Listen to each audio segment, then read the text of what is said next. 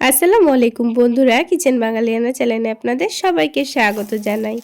আজকে আমি আপনাদের সঙ্গে ফুলকপি দিয়ে এমন এক ইউনিক টেস্টের রেসিপি তৈরি করে দেখাবো।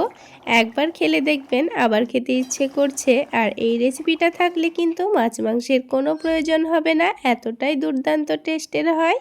তো তার জন্য আমি একটা ফুলকপি মোটা মোটা করে কেটে নিয়েছি, আর তার সাথে কয়েকটা নতুন আলু নিয়ে নিয়েছি। আলুগুলোকে মোটা মোটা করে কেটে নিয়েছি।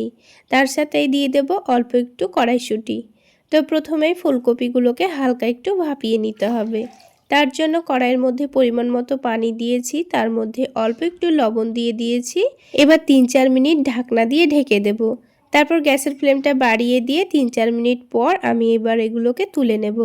3-4 মিনিটের মধ্যে ফুলকপিগুলো কিন্তু খুব একটা সেদ্ধ হবে না, তো এরকম করে কিন্তু হালকা সেদ্ধ করে নামিয়ে নিতে হবে। এখন এই ফুলকপিটাকে কিছুক্ষণ এইভাবে ছাকনার মধ্যে রেখে দেব, তাহলে পানিটাও ভালোভাবে ঝরে যাবে আর ঠান্ডাও হয়ে যাবে। ততক্ষণে একটা মশলা রেডি করে নেব। তো তার জন্য একটা মিক্সিং গ্রাইন্ডারের মধ্যে নিয়ে নিয়েছি অল্প একটু আদা, তার সাথে দিয়েছি রসুন আর ধনেপাতার গোড়ার অংশগুলো দিয়ে দিয়েছি, আর তার সাথে দিয়ে দেব হাফ টেবিল চামচ জিরা। এবার এখানে সামান্য পানি দিয়ে প্রথমে এটাকে ভালোভাবে পেস্ট করে নিতে হবে। তো দেখুন মশলাটা কিন্তু একেবারে ফাইন পেস্ট হয়নি, একটু দানা দানায় রয়ে গেছে। তো এই রকমই কিন্তু আমি এটাকে তুলে নেব। একটা বাটির মধ্যে নামিয়ে রাখছি, আর ওই মিক্সিং জারের মধ্যে অল্প একটু পেঁয়াজও পেস্ট করে নেব। অল্প একটু পানি দিয়ে পেস্ট করে নিয়েছি। এখন এই মশলাগুলোকে সাইডে রেখে দিচ্ছি। আর এদিকে দেখুন ফুলকপিটা কিন্তু ঠান্ডা হয়ে গেছে। তো এটাকে এখন একটা প্লেটের মধ্যে নিয়ে নিচ্ছি। তো আমি ফুলকপিটাকে কেটে কেটে ভাপিয়ে নিয়েছি, আপনারা চাইলে গোটা ফুলকপিকেও কিন্তু ভাপিয়ে নিতে পারেন।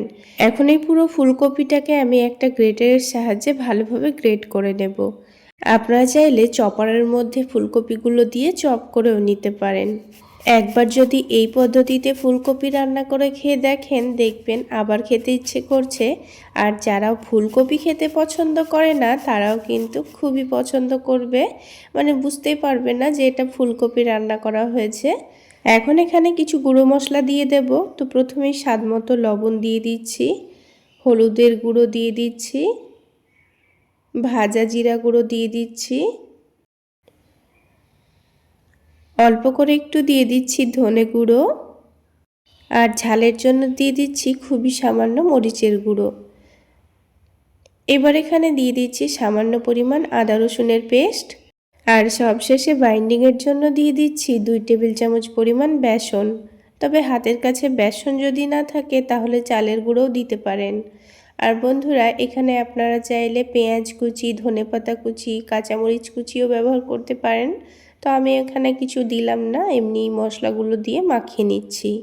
আর মাখানোর সময় যদি অতিরিক্ত নরম মনে হয় তবে আরও একটু বেসন দিয়ে দিতে পারেন। তো দেখুন খুব সুন্দর করে মাখিয়ে নিয়েছি। এখন এগুলোকে আমি ছোট ছোট বড়ার শেপে ভেজে নেব।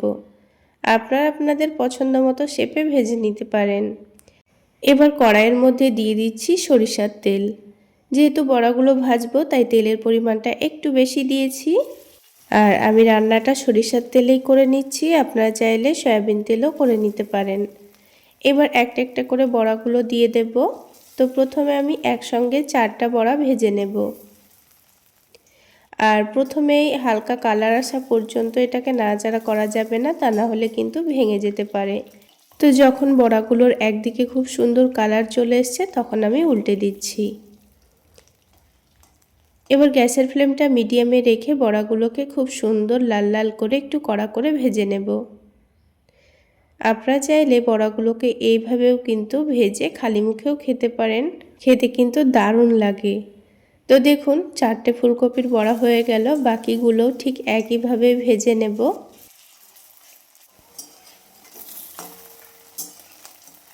তো দেখুন বন্ধুরা কিছুক্ষণের মধ্যে সবগুলো বড়া ভেজে নিয়েছি।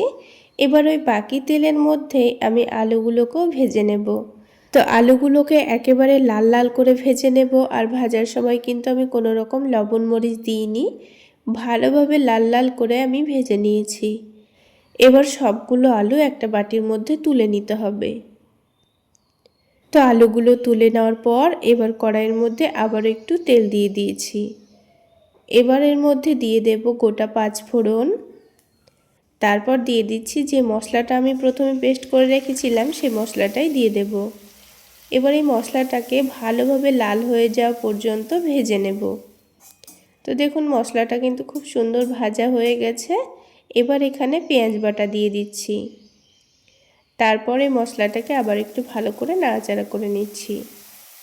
এবার ওই মিক্সিং জারটা ধুয়ে সামান্য পরিমাণ পানি দিয়ে দেব। তারপর এখানে কিছু গুঁড়ো মশলা দিয়ে দেব। তো প্রথমেই স্বাদ মতো লবণ দিয়ে দিয়েছি, হলুদের গুঁড়ো দিয়েছি, ভাজা জিরা গুঁড়ো দিয়ে দিয়েছি আর ধনে গুঁড়ো দিয়ে দিয়েছি। এবার নাড়াচাড়া করে মশলাটাকে ভালোভাবে তেল ছাড়া পর্যন্ত কষিয়ে নিতে হবে।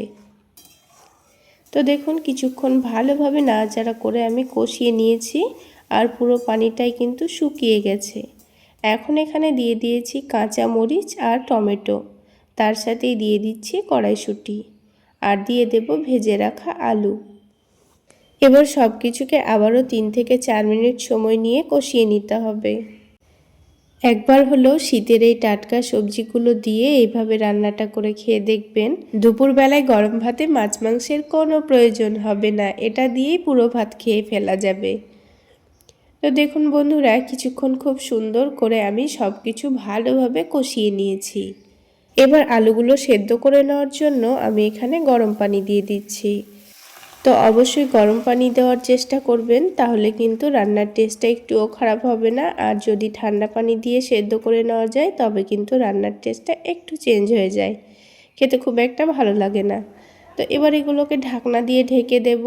তারপর যতক্ষণ না পর্যন্ত আলুগুলো ভালোভাবে সেদ্ধ হয়ে যাচ্ছে ততক্ষণ রান্না করে নিতে হবে। তো আমি এই আলুগুলোকে ঢাকনা দিয়ে ঢেকে 7 থেকে 8 মিনিট সময় নিয়ে সেদ্ধ করে নিয়েছি। আর গ্যাসের ফ্লেমটা বাড়িয়ে রেখে আলুগুলো সেদ্ধ করে নিয়েছি আর দেখুন কত সুন্দর সেদ্ধ হয়ে গেছে। এবার এখানে ফুলকপির বড়াগুলো দিয়ে দেব। নামানোর আগেই দিতে হবে, তা না হলে কিন্তু বড়াগুলো একেবারেই নরম হয়ে ভেঙে যাবে, কারণ এই ফুলকপির বড়াগুলো সেদ্ধ হতে কিন্তু খুব একটা সময় লাগে না। ঝোলের মধ্যে দেওয়ার সাথে সাথেই কিন্তু এগুলো খুব সুন্দর ঝোল টেনে নিবে আর খুব সুন্দর সেদ্ধও হয়ে যাবে।